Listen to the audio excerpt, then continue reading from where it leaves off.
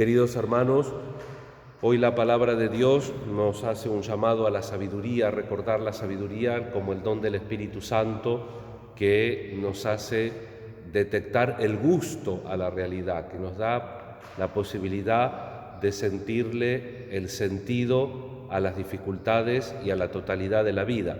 Sapere, salar, condimentar. El sabio es aquel que sala la vida, el que sala los problemas, las dificultades, los sufrimientos, y esa sal proviene de la unión que hay con Dios, de la visión. Lo que nos falta, sobre todo a nuestra sociedad, es también una mirada sobrenatural sobre las cosas, la necesidad de ampliar el horizonte, no para escaparse, para escabullirse de los problemas, sino para darle a los problemas un sentido más profundo y una posible solución, que siempre va a ser parcial porque somos limitados, una posible solución más realista. Muchas veces nosotros atacamos el efecto, pero no vamos a las causas, por muchas razones. Estoy tentado en hacer un ejemplo con lo económico, pero mejor no, porque por ahí la gente se confunde y queda en la mitad del camino. Pero muchas veces vamos a los fenómenos, no vamos a lo que causa los fenómenos. Si uno, por ejemplo, tiene dolor de cabeza y todo el tiempo solamente ataca el dolor de cabeza con algún tipo de analgésico, cuanto más fuerte es y silencioso, es un riesgo, porque ese dolor de cabeza puede ser producido por cansancio, por estrés, por el tema de la vista, etcétera, etcétera, o puede ser por un incipiente tumor, que como yo tanto tiempo le voy mandando calmantes, termina desapareciendo hasta que vuelve, porque ya el calmante no lo puede ocultar, pero ya vuelve con la causa atrás muy evidente y muy avanzada. Y es que las personas a veces nos cuesta tomar decisiones firmes, sobre todo en nuestra vida, decisiones firmes que impliquen renuncia. Recuerdan que veníamos repasando primero el Evangelio de Mateo, ahora estamos repasando el Evangelio de Lucas. Cada día hemos repasado casi todas las enseñanzas de la vida pública del Señor, y sin ser masoquistas y sin caer en una interpretación literal, cuando Jesús, en un idioma que no tiene abstractos, que tiene concretos, cuando uno tiene que tomar una decisión firme, fuerte, el hebreo, el arameo que hablaba Jesús, lo ejemplifica con una imagen muy fuerte. Si tu mano es ocasión de pecado, córtala. No se refería a la mano físicamente, sino a tomar una decisión fuerte. Si tu ojo es ocasión de pecado, arráncalo. Tengo que tomar decisiones fuertes en mi vida, decisiones sabias que me corrijan en la causa, no atacar el efecto. Porque si yo no identifico la causa o dejo que la causa crezca desmedidamente, después no la puedo parar con nada, si pierdo mucho tiempo en solamente atacar los efectos. Y un poco es el sentido de esta queja que hace Jesús. Ustedes tienen que tomarse la revelación en serio, porque si no parecen como esos muchachos en la plaza, que era la época de Jesús, que tocaban según el momento canto fúnebre para que la gente llorisquee un poquito, o cantos de alegría para que la gente baile. Dice, ustedes tocamos para bailar, no bailan, tocamos para llorar, no lloran.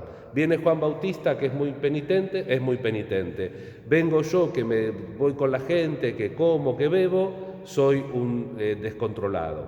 No hay nada que les venga bien. Tiene que tomarse, porque Jesús no viene a llevarnos de prepo por el camino del bien y por el camino del Evangelio. Él se nos propone, y es una decisión que nosotros tenemos que hacer fuerte, porque tenemos que ir escalando, no nos podemos quedar, y eso es el tema de los domingos que estamos tocando la parte del discurso eclesiástico de la comunidad de Mateo. Ese es el tema de la comunidad, que comienza con la corrección fraterna, que sigue con el perdón del enemigo, con el amor al enemigo, con el perdón irrestricto del que me ofende. ¿Por qué? Porque todos, en definitiva, tenemos que llegar a esta plenitud del amor que nos enseña Pablo en este bellísimo himno a la caridad, el capítulo 13 de la primera carta a los Corintios, que recomiendo especialmente que lo leamos. Emulamini carismata meliora. aspiren a los carismas más perfectos. Les voy a mostrar un camino. Sí, algunos, si uno conecta bien con lo que veníamos leyendo estos días, que primero el lunes nos hablaba de la Eucaristía, que tiene que unir, para que uno comulgue bien tiene que unir la Iglesia. Ayer martes nos hablaba del cuerpo de Cristo, que somos completando y perfeccionando la figura de las ovejas con el pastor, somos ovejas de tu rebaño, decíamos en el Salmo ayer. Completa Pablo con la imagen del cuerpo, la Iglesia como cuerpo de Cristo, cuya cabeza es Jesús, y que nosotros somos sus miembros porque por el bautismo estamos insertados en Él, dice Pablo, hijos en el Hijo para la gloria del Padre.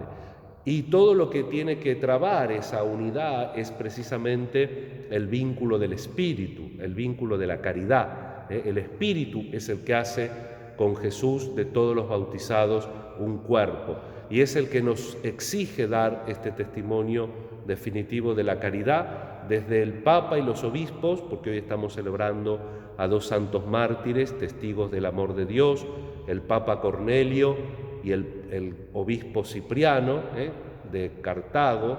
Estos dos mártires fueron en la persecución de Valeriano.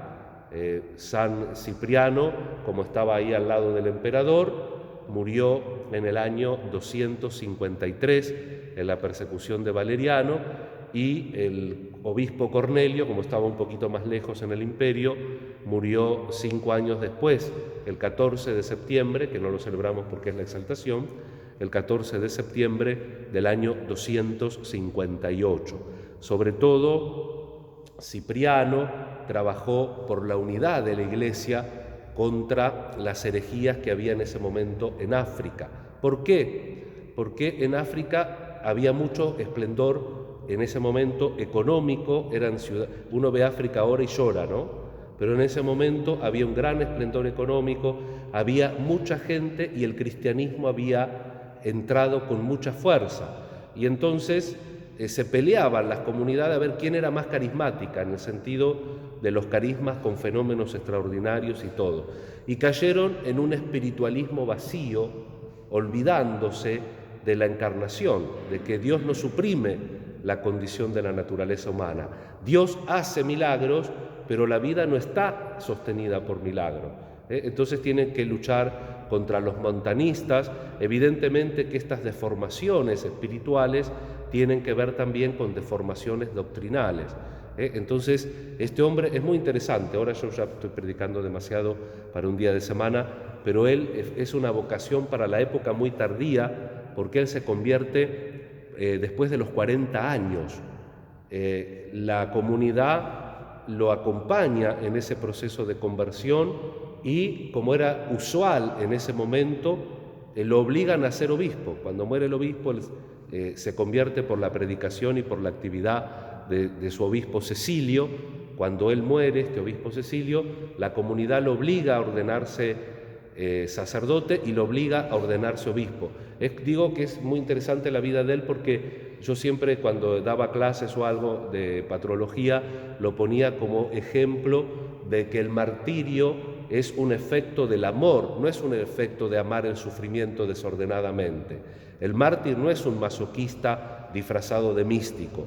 El mártir es alguien que se toma en serio la fe y que si tiene que, como Cristo, entregar todo, es decir, él mismo, lo hace.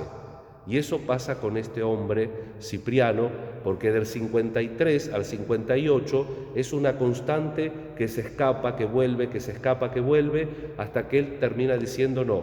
Así como yo no quería ser obispo y entendí que Dios me elegía, así entiendo que ahora sí que es el momento en el que no tengo que escapar más y que tengo que enfrentar, porque tengo que dar testimonio del amor de Jesús en mi vida.